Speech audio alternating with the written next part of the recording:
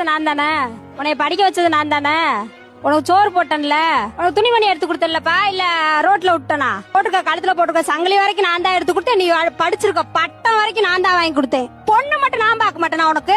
நம்ம ஊர்ல மட்டும்தாங்க பிள்ளைங்களை பெத்தது நானு, வளர்த்தது நானு, படிக்க வச்சது நானுன்னு ஒரு லிஸ்ட் போட்டு பிள்ளைங்கிட்ட நம்ம சொல்லிக்கிட்டே இருக்கோம். இது எல்லாமே அவங்க பசங்களுக்கு செய்யற உதவியா பாக்குறாங்க. இது நம்மளோட கடமை அப்படிங்கறத பேரண்ட்ஸ் ஆகிய நாம புரிஞ்சுக்கணும். நானும் ஒரு அம்மா தான். எந்த ஒரு குழந்தையும் நம்ம கிட்ட அவங்களே வரணும்னு நினைக்கிறதுல நம்ம தான் இஷ்டப்பட்டு குழந்தைங்களை பெத்துக்கணும். அதுல ரொம்ப முக்கியமா குழந்தைங்களை பொறுத்தளவுக்கு அவங்க உங்களோட ப்ராஜெக்ட் கிடையாது, உங்களோட ரிட்டைன்மெண்ட் பிளான் கிடையாது, அவங்க உங்களோட டிராஃபிக் கிடையாது. அண்ட் முக்கியமா பேரண்டிங் அப்படிங்கிறது நம்மளோட ரெஸ்பான்சிபிலிட்டி. நான் உனக்காக இதெல்லாம் பண்ணிருக்கேன், சோ எனக்காக நீ இதெல்லாம் பண்ணியே ஆகணும்னு நம்ம நினைக்கிறது ரொம்ப பெரிய தப்பு. இந்த மாதிரி நீங்க பசங்களை அவங்களுக்குள்ளே கில்ட்டா ஃபீல் பண்ண வைக்கிறது ஒரு பேட் பேரண்டிங்கான உதாரணம். ஆஸ் அ பேரண்ட்ஸா நம்ம எடுக்கிற முடிவு தான் கரெக்ட், அவங்க எடுக்கிறது எல்லாமே தப்பு அப்படின்னு டிசைட் பண்ணாதீங்க. அவங்களோட முடிவுகளை அவங்களே எடுக்க விடுங்க. அவங்களுக்கு தெரியும் அவங்க எடுக்கிற முடிவுல எது சரி எது தப்புன்னு. அட்வைஸ் கொடுங்க, ஆனா அதையே ஓவர் அட்வான்டேஜா நீங்க எடுத்துக்காரு.